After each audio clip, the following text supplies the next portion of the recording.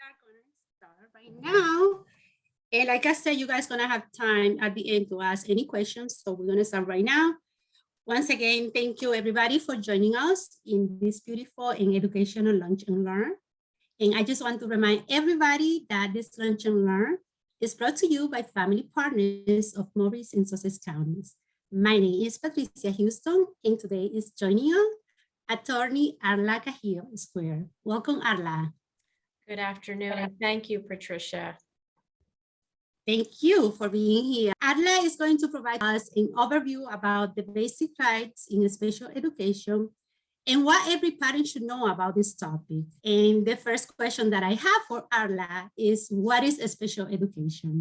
That seems like a question that I get often in my practice. And one of the reasons why I like to participate in Lunch and Learns and other types of presentations is to educate the public on what their special education rights are. And special education is available to students in public schools free of charge, and it's specialized education that is provided to students who have been determined eligible under a certain set of criteria through the process of evaluations to need interventions and supports in their educational program in order to allow them to benefit from their public education. And you probably, some of you mentioned you are from CASA, you probably have heard the phrase free appropriate public education. And in New Jersey, as well as other states, there's a constitutional mandate under our state constitution, as well as federal law, to provide a free appropriate public education. And to do that, in order, and that's FAPE for short, to do that, the school districts will provide free of charge special education. And as we talk today, we're going to learn about some of the ways that parents can access the services, the evaluations, and so forth, all of which are to be provided free of charge to eligible students. Wonderful. Thank you, Arla. And Arla, who is entitled to receive a special education? Well, it's any child between the age of 3 years and 21 years. And a lot of times when I'm handling matters for clients, when clients initially come to me, they're very surprised by that, because I think we all feel like public education is from age 5 to 18, or at the time of graduation from senior year of high school. But in fact, New Jersey, as well as the federal law, which applies to all states, provides that students who have been determined eligible for special education services are entitled to receive those services starting at age 3.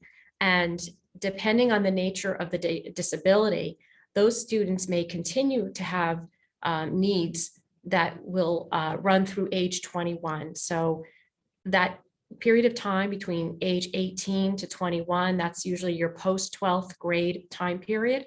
And that's very important for those students, because during that period of time, those students who have been determined eligible are going to receive special instruction on vocational issues to assist that student in learning how to do vocational aspirations, such as working either part-time or full-time in a particular area of employment. Also learning things such as how to manage a checking account, because the goal is to make sure that student has the ability to have, independence, again, based on the abilities of the student.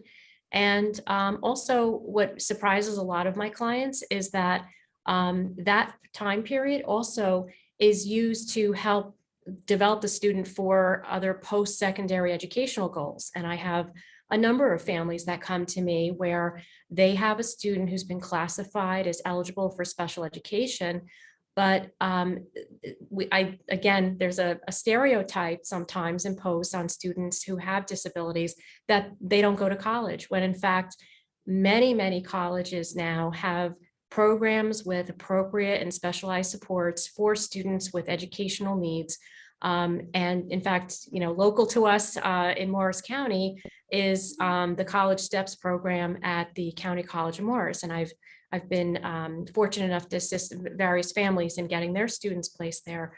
And then age 3, I'll go back to the first part of my answer. Students in that area range, that is very important for students, particularly those students who have been diagnosed on the autistic spectrum.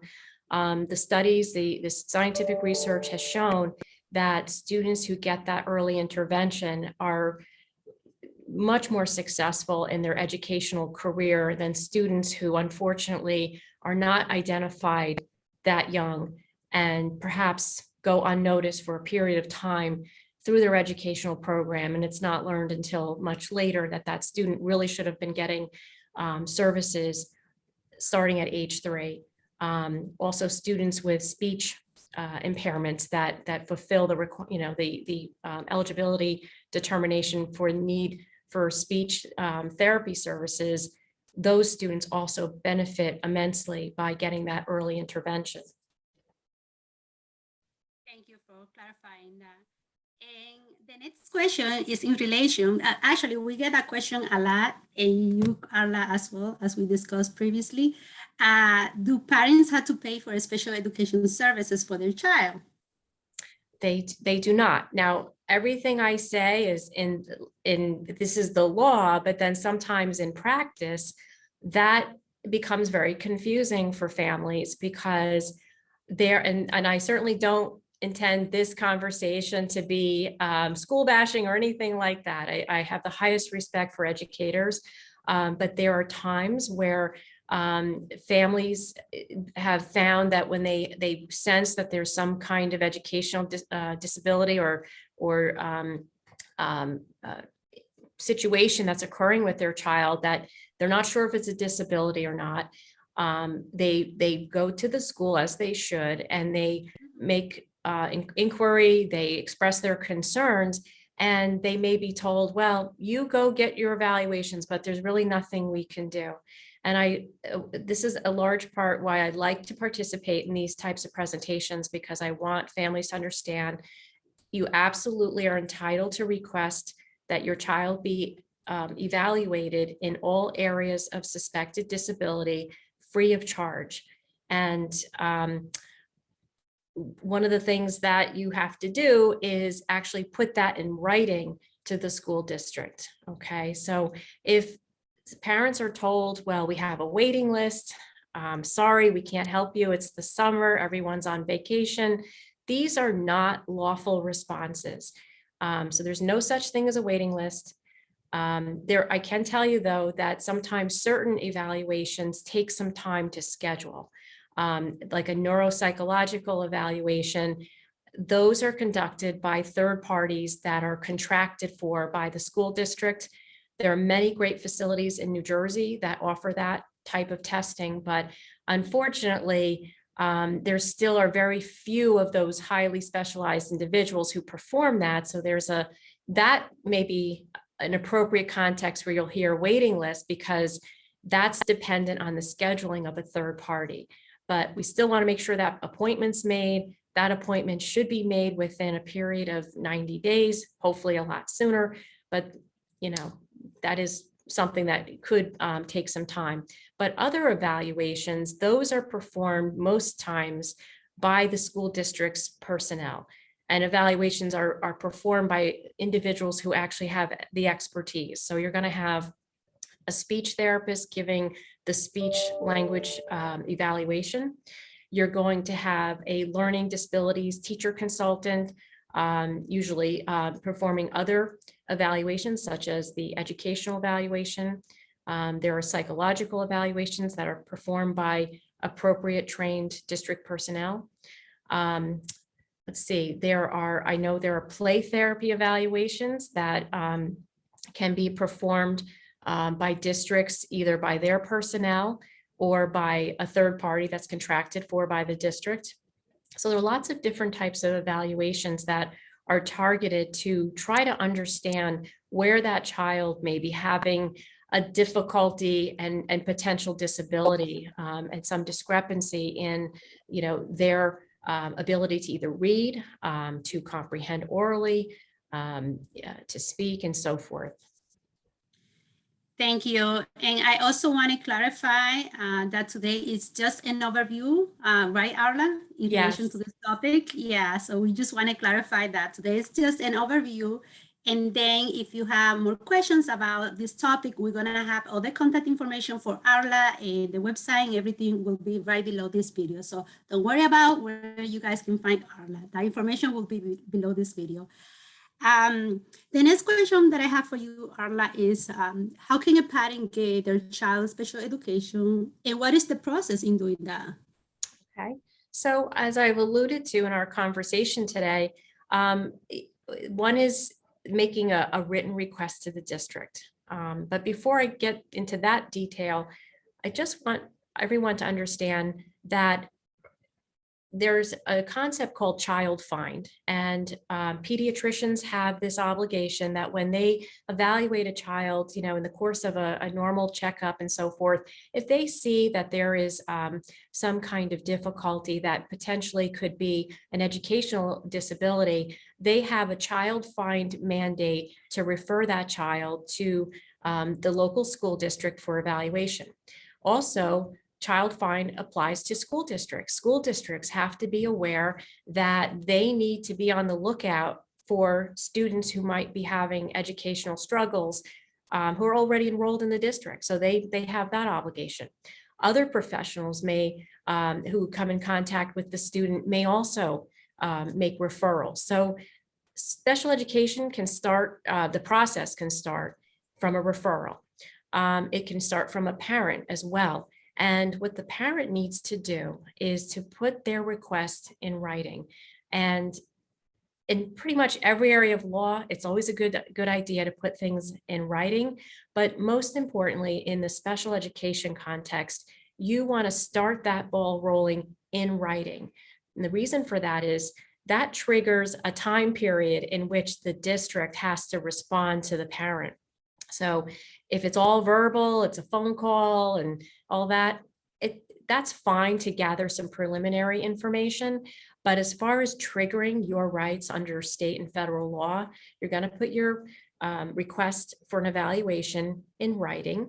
Typically, you can find on the school's website the name of the director of special education services, and you would send your request to that particular individual.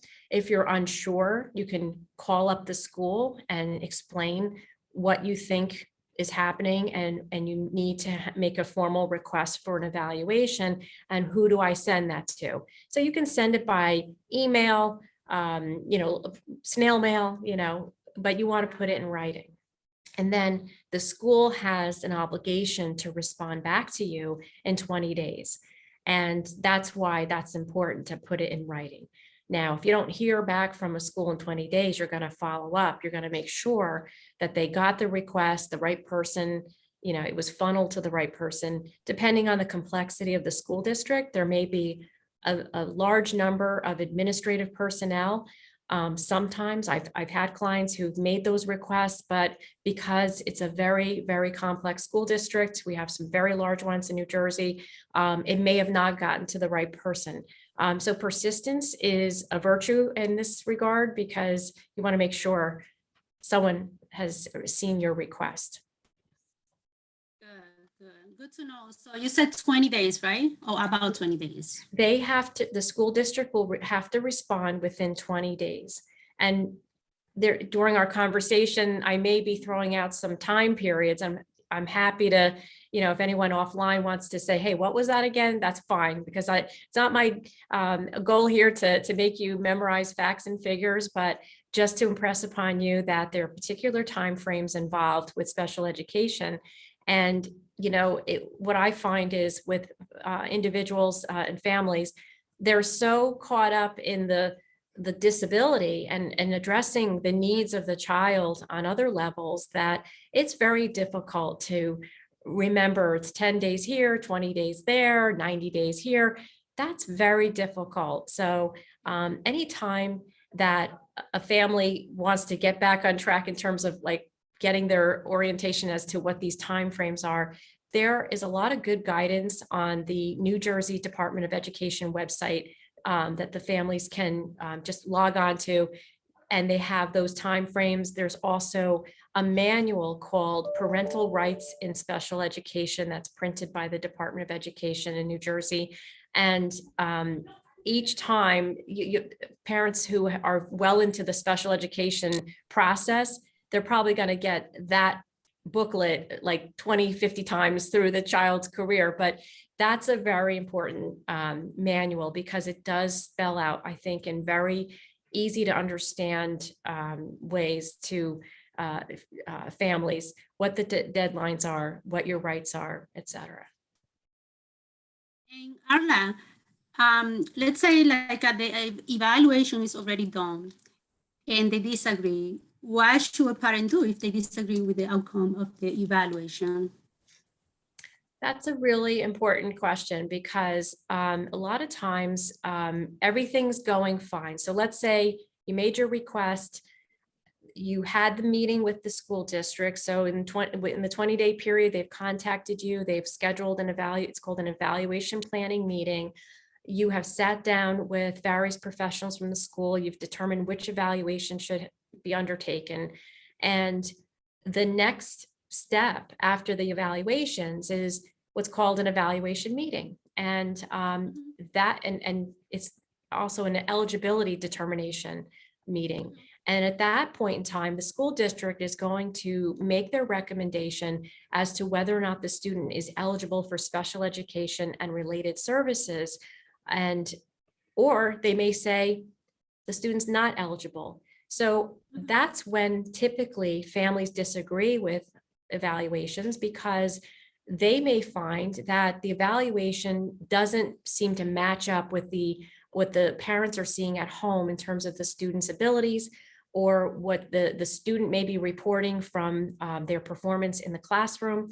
And if that happens, so let's say there's a denial of eligibility based on initial evaluations, the parent can request at the school district's cost to have independent evaluations performed on those particular areas that had already been investigated. So let's say speech therapy evaluation done by district personnel came up as student is within the normal or average ranges. It's not impacting educational performance according to the report and the evaluator, but the parent doesn't agree with that. The parent can request that an independent speech language pathologist do another evaluation to determine if there's a discrepancy in the reporting. And that's at the district's cost. And again, I'm speaking in a very sort of like, this is how it's supposed to be way, but sometimes there are disagreements. School district may say, well, we don't really agree with that. Well, that doesn't close the story for the parent. The parent can file what's called due process. It's a due process petition that the parent would file with the Office of, it's the Department of Education to start with. And again, I don't want to get too in the weeds with the process, but again, in the Parental Rights in Special Education booklet on the Department of Education website, those types of processes, the deeper nitty-gritty is explained as to how a parent can rectify those disagreements. Well, the good thing about this, Arla, is that they're going to have a video and they're going to have the information very clear here, so they will know what to do next for sure. Thank you for that.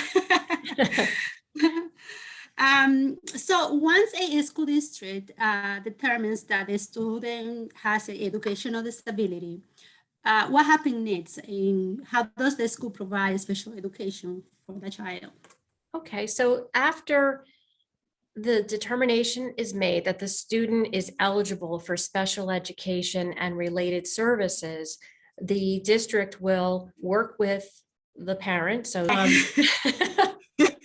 thank you, Zoom. No, it's okay. This is technology. Yes. That determination will require the district's personnel and family, the parents, to prepare what's called an IEP, an individualized education program or plan, many people say.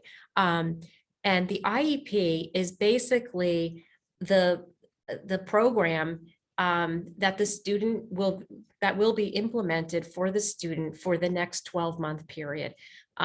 So what is in there? The IEP will contain a summary of the most recent evaluations. It's going to set forth the educational needs of the student. It's going to state the goals and objectives in order to enable the student to overcome or to master educational objectives that tie back to the educational needs of the student. And I've mentioned this phrase, related services. Related services are things like speech therapy, occupational therapy, physical therapy. These are services that are related to the education because they assist the student in benefiting from the educational program.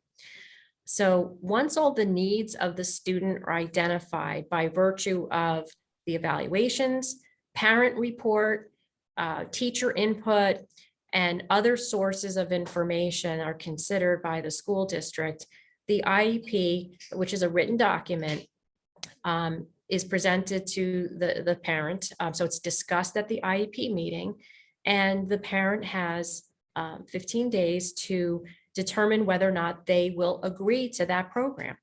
And one of the things that I think is very important, again, a question that comes or an issue that's presented to me by families that come to me for advice is this concept of least restrictive environment. That's really important because it doesn't mean, I think, and I've had educators misunderstand that concept sometimes. It doesn't mean place the child in regular education no matter what. It doesn't mean that. It means the student should be educated in the least restrictive environment to the maximum extent appropriate. Appropriate is a key word. So that means a student will be placed with non-disabled peers to the extent that it's appropriate for that student's learning abilities. A student who's nonverbal in the 5th grade and perhaps has some behavioral issues, that student is probably going to be in an environment that's more restrictive because that student has greater needs than a student who perhaps is more on the mild end of the autistic spectrum, just giving an example. So least restrictive environment is something that's considered when preparing the IEP, and it's the determination of what program is appropriate for a student after program needs have been identified. Then the question is, where can these needs be implemented? So a school district's going to look at a continuum of placements, starting with the regular education program in the school the student would attend if not disabled, all the way to the most restrictive, which could be an out-of-district placement in a school specialized to address certain disabilities. It could also be a residential placement. That's the most restrictive. So somewhere in between usually is where the student will fall in terms of how much support and whether or not that support can be implemented in the regular education program.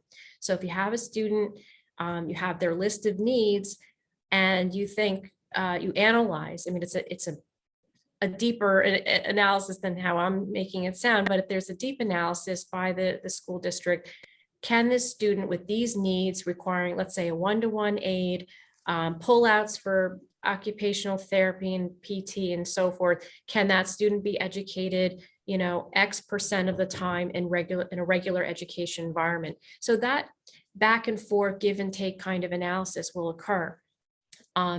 Many times disputes arise when families want their student to be in the regular education program for 80% or more per day. Sometimes that's not possible based on the level of need of the student. So it's a discussion that the parent has to have with the district and express the basis for that reasoning. and vice versa.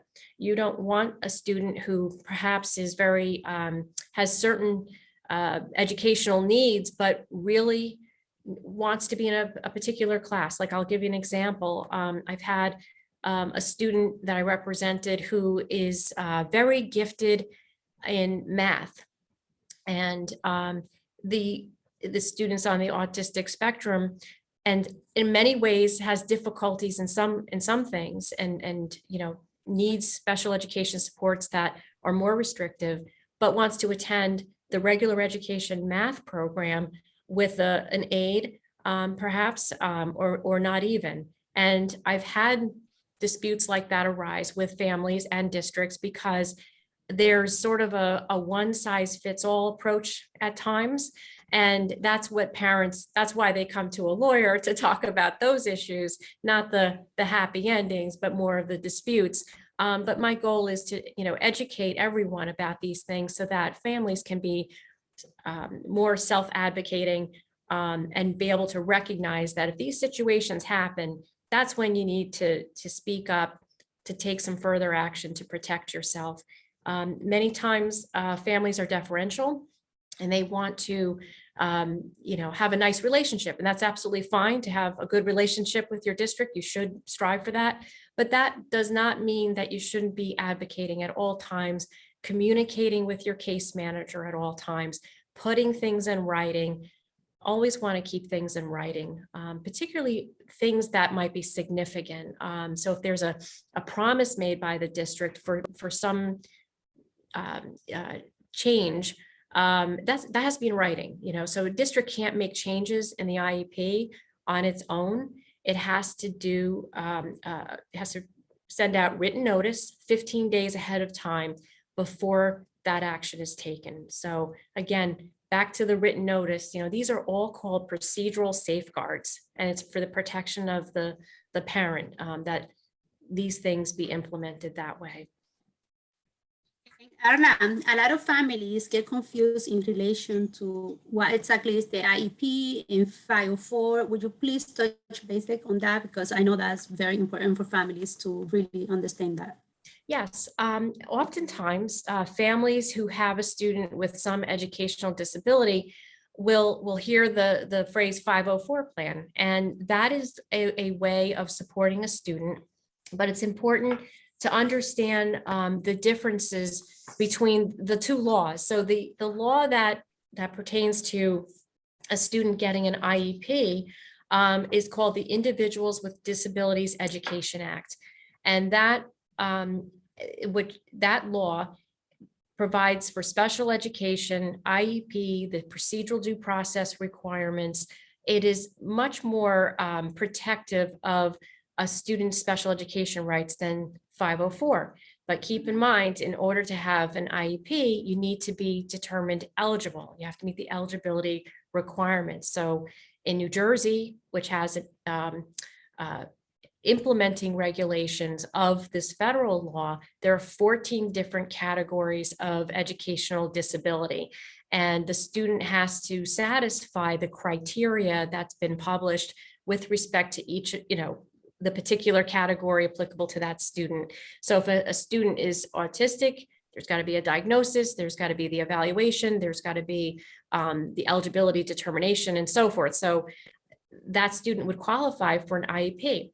Now, there are students who have disabilities that impair their ability to benefit from their education, but those impairments may be more in line with a 504 plan.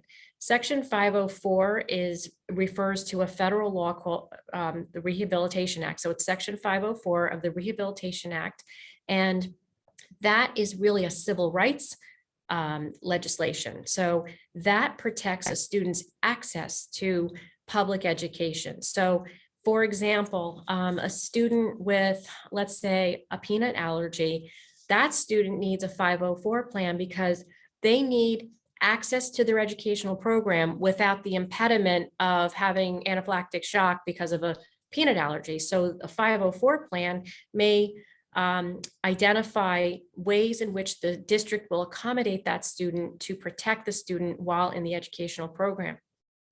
Other more obvious areas where a student would need a 504 plan would be like a student with a mobility issue, whether it be cerebral palsy or some other physical access barrier, visual impairment. That student may need other accommodations that would fall more under a 504 plan than AP. So explaining what the differences are in a greater detail would probably be a whole other hour. Yes. But it would, what's important to know is, a parent should really be on the lookout to, if the parent disagrees and thinks the child needs more than a 504 plan, then the parent should make that need known to the school district. And Arla, for instance, if there is an IEP in place, how long will a child be eligible for special education? And what about if the IEP doesn't seem to be helping the student? Can the parent request the IEP to be changed, or what can be done in that case? Sure. So special ed, so let's say the student has an IEP, that's what they have at the moment. And that IEP will remain in effect typically for a 12-month period. So every year there's an annual meeting. Sometimes there are more meetings before that, but in a typical scenario that's envisioned by the law is that the student will have an annual IEP meeting. And when I say 12 months, that doesn't mean you get 12 months of education. Usually you have a 10-month program. Sometimes, depending on the nature of the disability, the student might have a summer program, which is called extended school year. But so if the parent feels the student's not benefiting, though, a parent may ask for a meeting to occur prior to the annual meeting. So if the annual meeting is every May, but the parent finds, in December, parent has concerns, parent can request that there be an IEP meeting conducted well prior to the annual IEP meeting to express whatever concerns and ask the district to either make changes or perhaps an evaluation is necessary. Some intervention or some tweaking to the IEP may be necessary, but that should be done in the context of an IEP meeting. What about, what happens if the school wants to change the services in the IEP? How can a parent protect their child? So we go back to the procedural safeguards, and a school district, if they want to make a change, have to give the parent written notice 15 days before that change is made. If the parent disagrees with that, the parent can request an IEP meeting so that the reason and basis for the change, which should have already been in the written notice, but if it's not clear or the parent needs more explanation, the parent can request in writing an IEP meeting. And at that meeting, the parent can express whatever concerns they may have about whether or not that change is appropriate. Now, if the parent has the meeting but still feels that the change that the district wants to make in the IEP is not appropriate, the parent can proceed to file a due process petition with the New Jersey Department of Education. Okay, that's really good to know. And what happens if the parent in the school district cannot resolve? What is the next process in that regard? So the process, for purposes of this presentation, I'll give a very high view overview of what it is, but that process is also specified in the Parental Rights and Special Education booklet. But generally what the parent will do is either they can file a petition for due process, and that form is on the New Jersey Department of Education website. Otherwise, the parent could seek legal counsel, and legal counsel can file that due process petition. The petition format is on the website, and essentially the parent will explain the nature of the dispute in a very concise way. And what will happen is you email that. There's an email address that's on the website. The petition is emailed. The Department of Education immediately has like an automatic response that comes back. And there will be an initial time period in which the district can informally work with the parent to try to resolve this matter. Sometimes that doesn't happen or the resolution is not achieved. And the next step after that will be a specially trained mediator who's employed by the New Jersey Department of Education, free of charge, of course, will have a mediation session with the two parties. And in the age of COVID, everything has been happening like this on Zoom. So it's very convenient for families, particularly if you have a loved one at home that you have to care for. The parent can be in the comfort of their own home and participate in a Zoom conference, just like what we're doing here today, and state what the issues are to the mediator. Mediator will go to another breakout room on Zoom and have a discussion with the district's personnel and hope, to achieve some kind of resolution. And if that happens, the parties will enter into a settlement agreement that has the binding effect of law and is enforceable in the event that the district violates or doesn't follow the terms of that settlement agreement. If that doesn't happen, then the next step after that would be the petition is transmitted to the Office of Administrative Law, because education falls under the general heading of administrative law. So the Office of Administrative Law will assign a judge. So the next step will be the judge will try to mediate a settlement with the parties. And if that doesn't work, most times it does, but if that doesn't work, then the next time you see that judge or a different judge will be assigned to conduct a hearing, at which time the parent can present proofs and testimony under oath, just like a trial, but it's called a hearing. And the judge will take the testimony, will examine documents that are exhibits and other evidence, and then make a decision as to which party is correct. And now that we're touching the legal aspect of it, does a parent need to hire a lawyer for that? Because it seems like a very complicated process. Yes, it is complicated. And, believe it or not, this process was designed with the intention that a parent could represent themselves. And I think that, if it's a simple issue, a family could definitely represent themselves. But when it comes to more complex issues, and oftentimes those issues are complex, more times than not, I should say, it is advisable for a family to consider retaining a special education lawyer, because that lawyer will have the benefit of the knowledge of the law, the knowledge of the procedure, and help guide that parent through that whole process. It's litigation. So litigation, like any kind of litigation, is stressful.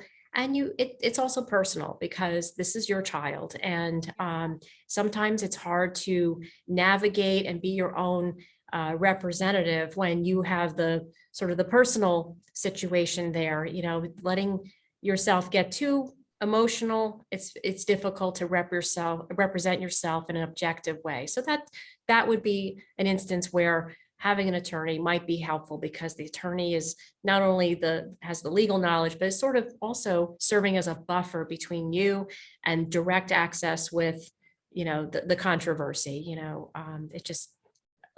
It's better for the litigant in that way as well. So. Yeah. Well, it seems like at the time keep flying, but thank you very much, Arla. I know. Thank you very much, Arla, for being here with us and clarify. This is a very complex topic, and thank you for joining us and clarifying all these questions that we have.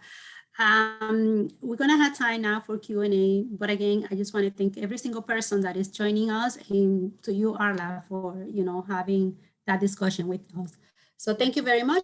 I'm gonna turn off the recorder and we're gonna jump to Q&A. Thank you very much, everybody.